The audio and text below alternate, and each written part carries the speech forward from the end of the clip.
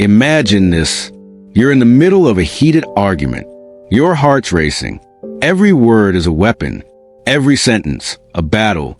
You're crafting your next response, determined to win, to prove you're right. But so is the other person.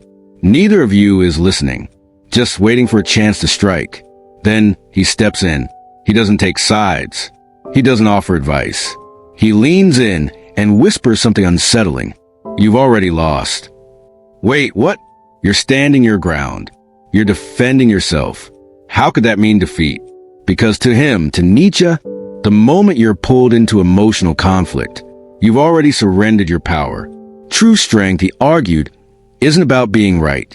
It's about control. Control of what? Not the other person. Yourself.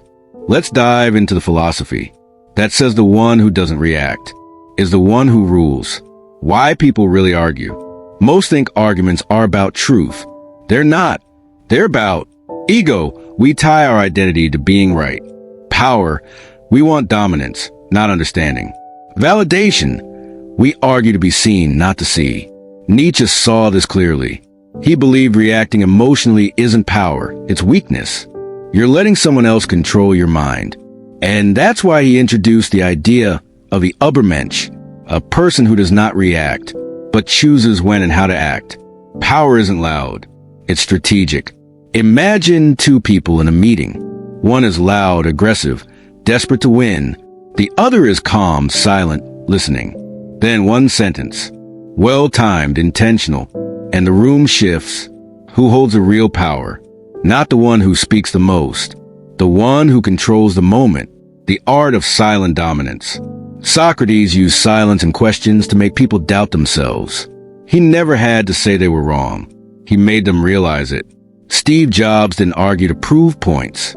He argued to change minds and let others believe the idea was theirs. Miyamoto Musashi won battles before swords were drawn by staying calm while his enemies lost control. They didn't avoid conflict. They mastered it. Silence isn't weakness. It's a weapon. When used strategically, it forces your opponent to reveal themselves.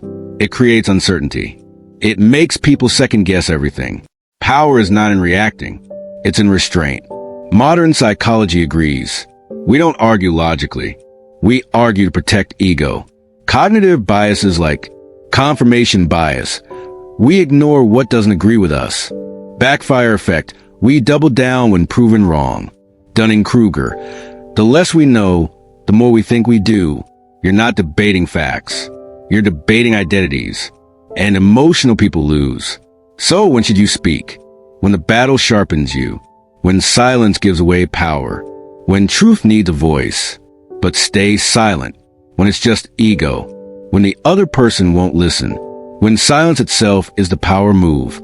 Because true power isn't in words. It's in the silence before the words. The final test. Imagine this. You wake up one day and you're told, you only have 100 words left to speak in your entire life. Would you waste them in arguments?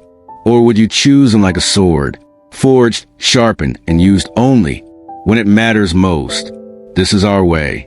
Calm, intentional, unshakable. Let the world talk. You choose when to speak. Because true power is silent.